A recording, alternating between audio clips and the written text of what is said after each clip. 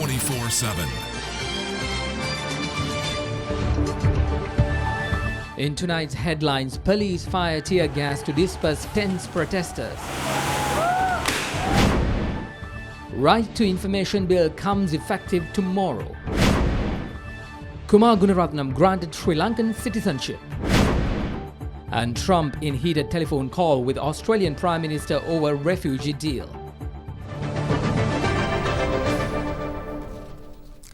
Good evening, it's Thursday the 2nd of February 2017. Welcome to News Tonight on Derana 24/7 and thank you for making us a part of your evening. I'm Mahesh Johnny. Let's begin with the local news. Police used tear gas and water cannons to disperse a protest staged by the Inter-University Students' Federation and Inter-Medical Faculty Students' Action Committee defying a court order. The grouped in protest of the CITEM ruling. The Court of Appeal ruled on Tuesday that medical degrees offered at the South Asian Institute Technology and Medicine are legal. The Colombo Additional Magistrate had issued an order preventing protesters from disrupting public activity and allowing the arrest of anyone who breaches order. In this backdrop, protesters began their march opposite the Colombo Medical Faculty. However, a tense situation arose when the protesters entered the Lotus Road to proceed towards the Presidential Secretariat office. Police used tear gas and water cannons to disperse the protesters.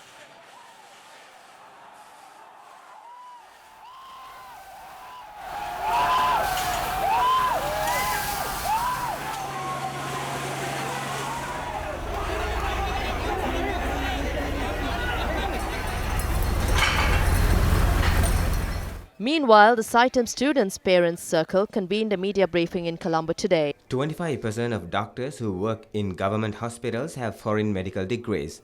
If they can go abroad, have medical education and work in Sri Lanka, why aren't these students allowed to follow a private degree in Sri Lanka? Therefore, this is the dire violation of human rights. Everyone should respect the decision of the Court of Appeal. If anyone acts against this court order, we will take action against them. The Government Medical Officers Association, meanwhile, called a special Central Committee meeting today to take a decision regarding the CITEM ruling. The minister has not properly informed whether they would consider the measures proposed by the GMOA. Usually, the minister acts radically and fights with drug companies and tobacco companies. But he hasn't taken any measures regarding the report we handed to him. The reason why we strike is because the minister has not given a valid reason to courts.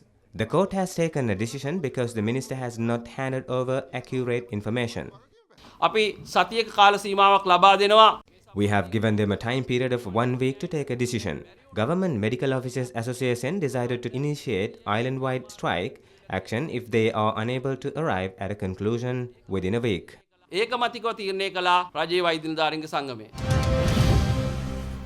Also in one of our headline stories, experts say all Sri Lankans must effectively utilize powers of the Right to Information Act in order to make an active participation to instill good governance in the country. Right to information, the new fundamental right for Sri Lankans, will come into effect tomorrow. The Right to Information Bill was passed in Parliament on the 24th of June 2016. The main purpose of the Act is to provide for the right of access to information, to specify grounds on which access may be denied, to establish the Right to Information Commission, to appoint information officers and to set out the procedure, and for matters connected with it. It is expected to foster a culture of transparency and accountability in public authorities and thereby promote combating corruption and establishing good governance. All the information are originated from the citizens. They are the real owners of the information. People can take opportunities to get their services efficiently and inquire regarding the government expenditure and activities. Monitoring and appeal hearing and directing are doing by the Independent Right to Information Commission. If it is prohibited information or limited information, information officer can't be supplied. Then he should inform to the citizen, this can't be supplied. Then person can appeal to the head of the department. Then head of the department, people can appeal to the within 14 days to the head of the department. Head of the department should give his decision within 21 days. If the head of the department also refuses to give the information, citizen can appeal to the Right to Information Commission within 2 months. If the Right to Information Commission also refuses that release of information, they can go to the Court of Appeal. Corruption, misuse of funds will be reduced. Meanwhile, the Sri Lankan arm of the global movement against corruption, Transparency International, says that they are partnering with several movements in order to ensure that Sri Lankan citizens are engaged with right to information. The right to information is no longer a matter of political will. It's a legal obligation on the part of the public authorities and on the government. There needs to be real reasons provided for denying access to information to the people. Well, going forward, there is no guarantee as to what change exactly will be encountered. But for example, if you take India, it was also a country in which this was expected to fail. Nobody thought that culture could change to one that transfers the power to the people through information. President Maithripala Sirisena calls all mothers in Sri Lanka to take the lead in making every family a drug-free household. Addressing the Galle District Conference of the Southern Province Mothers Health Societies program, the President pointed out that the drug menace remains a major obstacle in creating a prosperous family. The Southern Province Mothers Health Societies program was launched today under the patronage of President Maithripala Sirisena at the Labuduwa Siridhamma College in Galle. The program aims at uplifting health standards of people living in the Southern Province, as well as limiting the spread of communicable diseases and non-communicable diseases in the area, to educate the public about nutritional requirements of children and pregnant mothers, reduce child mortality rate, and to reduce the healthcare expenses by minimizing the number of patients admitted to hospitals. We need to look into obstacles that affect nurturing a strong family unit. One of the main reasons for poverty in the country is the use of narcotics. In this context, I respectfully request all mothers to fulfill their social responsibility by establishing a close relationship with all families in their respective areas through this program. I also ask all mothers to take the lead in making every family a drug-free household. මතින් නිදහස් පවුලක් විදිහට ගොඩනගන්න නායකත්වය ගන්න කියලා මා ඔබ සියලු දෙනාගෙන් ඉතාමත්ම ගෞරවයෙන් ඉල්ලා සිටිනවා. Also in other local stories, Finance Minister Ravi Karunanayake says the government has not yet decided on any of the bidders to Sri Lankan Airlines, although certain companies are announcing plans to restructure the national carrier. He said this responding to questions raised by journalists at a media briefing at the Finance Ministry today. There are many statements being made about Sri Lankan Airlines. But the government has only stated that we must consider them. After that, we will reveal about it. Some companies have come forward making several promises. There isn't a circumstance yet for them to make such statements.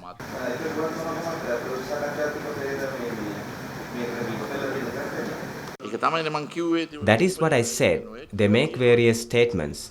But those who cannot operate buses are talking about Airbuses. So what must we do? Earlier, Chairman of PCA, Gamini Wethasinga, convening a media briefing, said that his company had offered a bid of $5.5 billion to purchase 70% stake in national carrier and 90% share on Mihin Lanka. He expressed plans to purchase 6 A380 Airbuses as part of his plan to acquire 50 Airbus to restructure Sri Lankan Airlines. Wethasinga is the only Sri Lankan bidder who is willing to run Sri Lankan Airlines. So we decided to go with Airbus A380s, and we are now negotiating with the nearby country to take in 6 aircrafts because they are phasing it out, because we can operate from Mattala or now from Katunayaka, because they have now done the tarmac. And they are also phasing it out from July, 2 in July to next year, like that. Former chairman of Lanka Coal Company Maithri Gunaratne alleges of corruption, malpractices and abuse of power related to the tender offer in the purchase of a 60-megawatt power plant for diesel power generation. Minister of Power and Renewable Energy recently dissolved the Lanka Coal Company board and removed Gunaratne from chairmanship. The Ministry of Power and Energy has done it again. They have indulged themselves in another tender mess-up where they are trying to buy 60 megawatt power plant for diesel power generation. The matter was put to the cabinet on the 30th of December 2018. 2016. The cabinet approval was given on the 10th of January 2017. They called for the tender on the 29th of December 2016. So before the cabinet paper even went to the cabinet, the Power and Energy Ministry has called for the tender. And the Technical Evaluation Committee has evaluated the tender and given its evaluation on the 17th of January 2017. What do they say? They tell the cabinet that due to the drought existence in the country, the rainfall in the catchment areas have dropped drastically, and in the last 10 years, this is the lowest. Now, the very cabinet paper they submit very clearly shows that we have had lesser rainfall in 2012 than in 2016. So, there itself, the Ministry of Power and Energy has completely misled the cabinet. Having misled the cabinet, they get the cabinet to approve this 60 megawatt diesel power plant. Having got it approved, they follow all the procedures in the breach. The procurement guidelines are not followed. International tender guidelines are not followed. Technically, when the approval came from the ministry, they got the approval to call international bids. If an international bid is called, they have to give a minimum of 45 days for the bidding period. Even that has not been followed. So it is from the word go. So therefore we call upon His Excellency the President to put his foot forward, put his foot down and make a stop to this kind of corrupt practices, because we promise good governance to this country. Parliamentarian Bandulu Gunawardena says that the joint opposition is prepared to testify before the Presidential Commission of Inquiry appointed to look into the controversial central bank bond issue. Addressing a media briefing in Colombo today, he further stated that the loss to the government from the bond issue stands at a staggering 10 billion rupees. මේ පෙබරවාරි මාසේ 27 වෙනිදා වන විට By 27th of February, 2 years will be completed for the central bank's bond scam. The President has appointed a 3-member committee to look into the matter. We believe that it is easy for this committee to provide recommendations in order to take legal actions against those who are responsible. One reason being the testimony of the joint opposition. The central bank has issued a comprehensive audit report which states there has been a net profit of 10 billion rupees from the scam.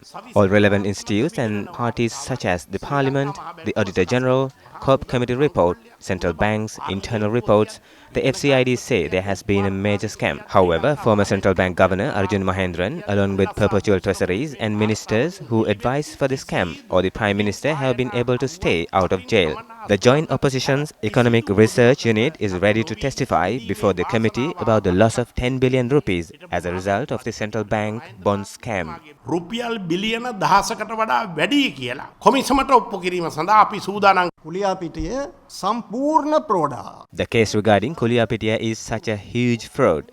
They are in no way connected to Volkswagen. One of the most valuable lands in Kuliapitiya is given to a fraudulent company. The ownership of this particular land was handed over by a donor to the Public Trust Department for a reason. He wanted to donate the profit gained by the land to treat eye patients in this country. And this very land which was donated to the public is now being owned by the fraudulent company. We would like to ask the President as to why he is not taking action to suspend the Kuliapitiya project, just like he suspended the project at Horana. ගනුදෙනුව අත්හිටවීමට පියවර ගැනීම සම්බන්ධයෙන් එතුමාට වගකීමක් නැද්ද කියන ප්‍රශ්නය අපි අහන්න කැමතියි. On to one of our headline stories. Frontline Socialist Party Politburo member Kumar Gunaratnam has been granted Sri Lankan citizenship status effective from yesterday. The Department of Immigration and Immigration says that his Australian citizenship under the name Noel Mudali was cancelled simultaneously. Kumar Gunaratnam was arrested in November 2015 for violating immigration and immigration laws while working as a Politburo member in the Frontline Socialist Party. Gunaratnam, who at the time was entitled to Australian citizenship, had arrived in the island on a 30-day tourist visa which expired on the 31st of January 2015, but continued to remain in the country. As per the Kegol Magistrates Court ruling on the 31st of March last year, he was sentenced to 1 year imprisonment and a fine of 50,000 rupees. After completing his prison sentence, Gunaratnam was released on the 2nd of December last year. However, he was not entitled to Sri Lankan citizenship and was issued a temporary visa for his stay in the country. Given his citizenship status, Gunaratnam was unable to carry out political activities within the country and was compelled to apply for Sri Lankan citizenship. Meanwhile, Gunaratnam was appointed Frontline Socialist Party Coordinating Secretary and Politburo member during the party's second convention held yesterday.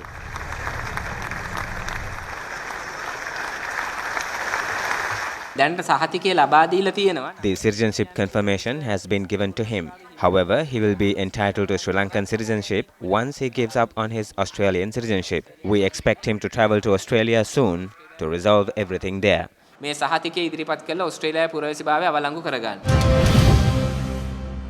news coming up next. Stay with us.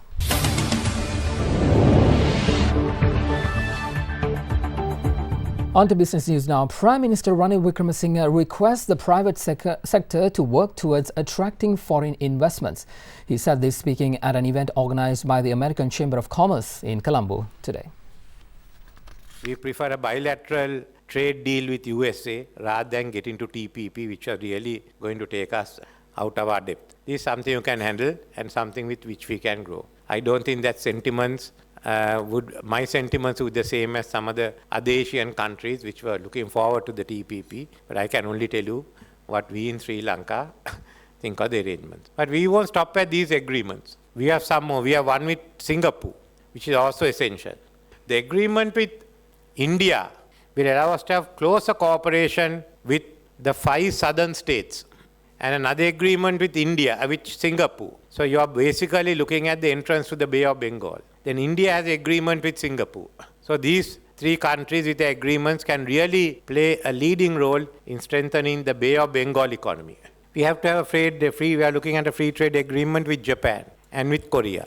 And we will look at the possibility of Australia. We are already discussing a FTZ with New Zealand. So that's the group of agreements that we'll work on. And I hope there will be a positive outcome when the Commonwealth trade ministers meet in London in March, because now UK has to look at a new trading arrangement and new trading patterns. So the Commonwealth, which they had forgotten so long, may come back into the fore. The benefit, why do I look at the Commonwealth? Because the largest group population of the Commonwealth lives around the Indian Ocean. So that's where our future markets lie, and that's what we have to work for. I'll be asking the private sector to help me in our drive to find foreign direct investment.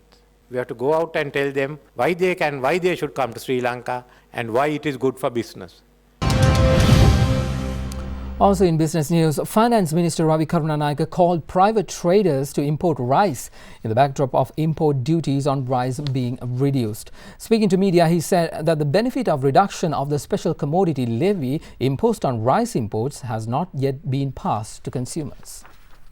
The reduction of the special commodity levy that has been imposed on the rice has been subject to reduction on 2 instances. First, it was reduced by 5 rupees. But the intended benefit didn't accrue to the people. So the President and the Prime Minister reduced it by another 10 rupees. And I'm sad to say that that benefit has still not gone down to the consumer. Our intention is removing 15 rupees and bringing in rice from India, which can be at about 50 rupees. So you can 65, you can easily sell it. But still it's hovering much higher than that. Now it is a case that we have reduced it. The consumer is being deprived by black marketing that is taking place by a couple of people who are hoarding at this moment. How long does it take to get it? 4 days, yeah. The call is from Chennai to here. It's just a day to order, 1-2 days maximum in the sea and 1 day to clear. What action will you take to bring down the price? Now, it is not I am not the line ministry, but it is in the consumer affairs. But really this trying to raid everything is not the answer. You must get to the conscience of these guys and say, what the hell is on? I mean, you can do 1 day, 2 days, but you can't continuously have this type of thing going on. On to the stock market now. Both the All-Share Price Index and the S&P SL20 closed in green due to price gains in counters such as Nestle Lanka, Commercial Bank and Dialog Axiata, with turnover crossing 1 billion rupees today. For more details of the day's trading, we have Imeshi Fernando from the Colombo Stock Exchange. The benchmark all-share price index gained 9.49 points to close at 6,139.56, while the S&P Sri Lanka 20 index gained 13.44 points to close at 3,504.35. The turnover was 1.09 billion rupees with 17.3 million shares changing hands in 2,387 trades. The market capitalization at the end of the day was 2,706.69 billion rupees. Top 5 gainers of the day were Serendip Engineering, Lucky Lanka, Only Holdings, Lanka Tiles and Merchant Bank, while the top 5 losers were Bearwell Resorts, Swarnamahal Financial Services, Bogle Graphite, Lankem Ceylon and Lucky Lanka non-voting. Today's foreign purchases were 937.84 million rupees and foreign sales were 910.72 million rupees. There were 3 crossings and the crossings turnover was 343.2 million rupees. Now here's a look at how the Sri Lankan rupee traded against other currencies.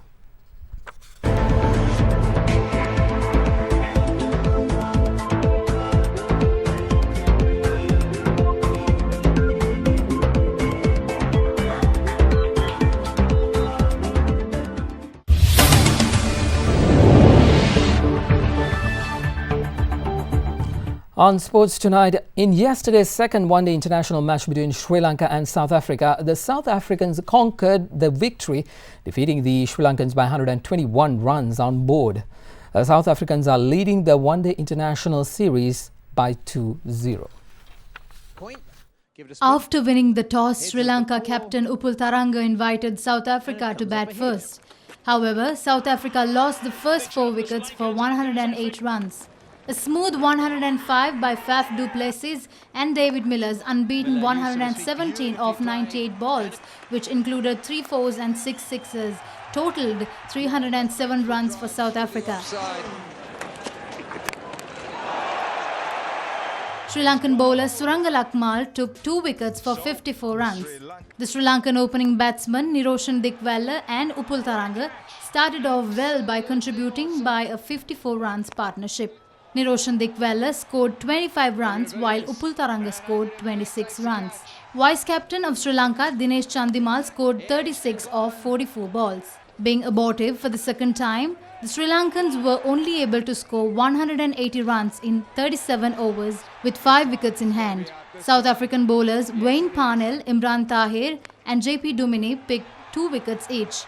David Miller was awarded the man of the match. That is gone. That is gone. So it's all over. And everyone knows it. South Africans are celebrating. A few months back, we were talking about Rio Olympics, and the buzz is now about the 2020 Games in Tokyo. Well, at the next Olympic Games in Tokyo, the medals will be made out of recycled phones, hoping to promote sustainability and reduce cost. The Japanese public will be asked to donate all phones and small appliances to gather 2 tons of gold, silver and bronze for the 5,000 medals used at the Olympic and Paralympic Games. Beginning in April, collecting boxes will be provided in telecom stores and local offices to remain there until the required material has been collected. Japan's Olympic organization, which recognized that the country lacks its own material resources, is keen to take the theme of a sustainable future a step further and tabled the idea to government officials and companies in 2016. Sports director Koji Murufushi said that there is a limit of resources on Earth and that recycling makes people to think about the environment. Olympic host cities have traditionally obtained the metal from mining firms. On to football news now. Former Chelsea and England midfielder Frank Lampard has retired and ends a 21-year-long career as professional football player. The 38-year-old, who spent the last year in New York City at Major League Soccer in the US, announced his decision early on social media. Frank Lampard, who made 649 appearances for Chelsea and won 106 England caps, announced on Tuesday that he feels it is the time to start a new chapter of his life, even if he received a lot of exciting offers to continue playing. He won 11 major trophies, including 3 Premier League titles and a Champions League in 2012, as well as 4 FA Cups, 2 League Cups and a Europe League. Lampard set records at being the Premier League player who scored the most goals from outside the box and showed the most penalties, excluding shootouts. The next step of Lampard's career looks certain to be in coaching and being a part in managing football clubs of the Premier League.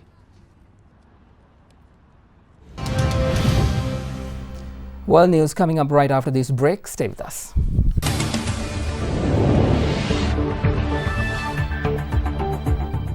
Oh, well, tonight, after the UK's Supreme Court established that Britain's Prime Minister Theresa May must wait for parliamentary approval until she can start Brexit negotiations, parliamentarians now backed her with an overwhelming majority. The Article 50 bill now faces further scrutiny in the Commons and the House of Lords before it can become law. The first legislative hurdle of Prime Minister Theresa May to take Britain out of the European Union was easily cleared after members of Parliament voted with a majority of 384 votes to back her. 98, the noes to the left 114. So the ayes have it, the ayes have it. Earlier, the Supreme Court ruled that May cannot trigger Article 50 of the EU's Lisbon Treaty by herself and has to wait for the approval of Parliament. That policy is wrong. The bill could complete the legislative process by the 7th of March and give May the opportunity to start divorce negotiations as planned at the end of March. Despite presiding over a Conservative Party divided over staying in the EU, May, who campaigned for a Remain vote, secured almost unanimous support from her lawmakers for the legislation. The opposition Labour Party leader Jeremy Corbyn had also pledged his party's support for the bill at this stage, but 47 of his lawmakers defied his order and voted against the bill. The new Secretary General of the United Nations, Antonio Guterres, called the Trump administration's visa ban for citizens of 7 Muslim-majority nations a violation of basic principles of the global watchdog. Guterres, who took over as the leader of the United Nations a month ago, was earlier the head of the UN Refugee Agency for 10 years. We want you to continue to show... Reacting to the recent suspension by the United States of its long-standing refugee program, United Nations Secretary General Antonio Guterres said resettlement is often the only possible solution for people fleeing conflict and persecution. He said the measures are not effective if the objective is to avoid terrorists entering the United States. It is obvious that, in my opinion, this is not the way to best protect the US or any other country in relation to the serious concerns that exist about possibilities of terrorist infiltration, but I don't think this is the effective way to do so, and I think that these measures should be removed sooner rather than later. Guterres is under enormous pressure because the US is the biggest financial supporter of the United Nations, but at the same time he is responsible to speak out against discrimination and ensure rules of international conventions. In the meantime, more details of a phone call between Donald Trump and Australian Prime Minister Malcolm Turnbull about a replacement deal of 1,250 refugees from Australia to the US were published. Australia has controversially refused to accept the refugees and instead holds them in offshore detention centers on the Pacific nations of Nauru and Papua New Guinea. Struck with the Obama administration, the deal was now harshly criticized by Donald Trump, who compared the agreement with accepting the next Boston bombers. Trump tweeted that he would study this dumb deal. Australian Prime Minister Malcolm Turnbull later denied reports that Trump hung up on him during the telephone conversation and claimed the US president will honor their refugee agreement despite calling the deal dumb.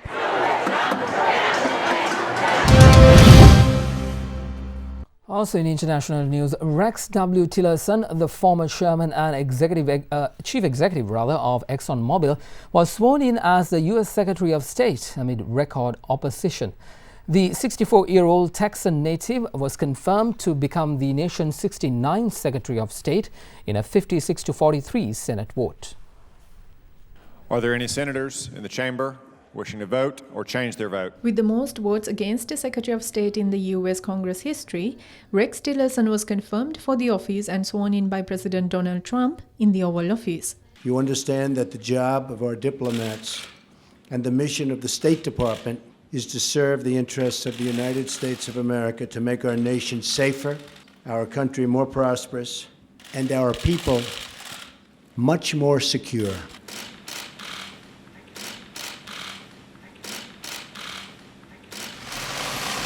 I, Rex Wayne Tillerson, do solemnly swear. I, Rex Wayne Tillerson, do solemnly swear. Senate Democrats had tried, but failed, to delay Tillerson's vote after Donald Trump signed a controversial executive order on Friday banning immigrants from 7 Muslim countries and said that they want to ask Tillerson more questions about this issue.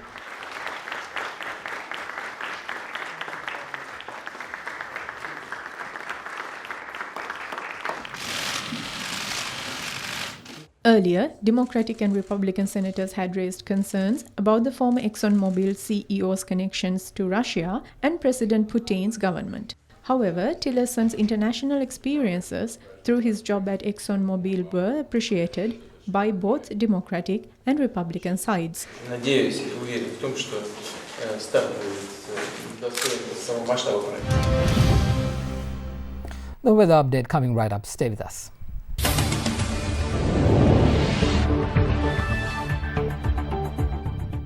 On to the weather forecast for tomorrow. Ground frost can be expected at some places in the Nuwara Elia district during early hours of the morning. Mainly fair weather with colder nights and mornings can be expected over most parts of the island.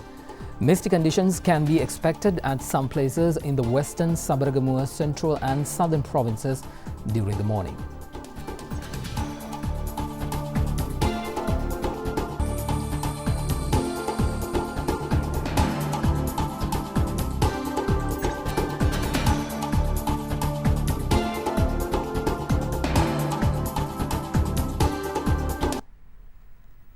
Here's your city by city forecast.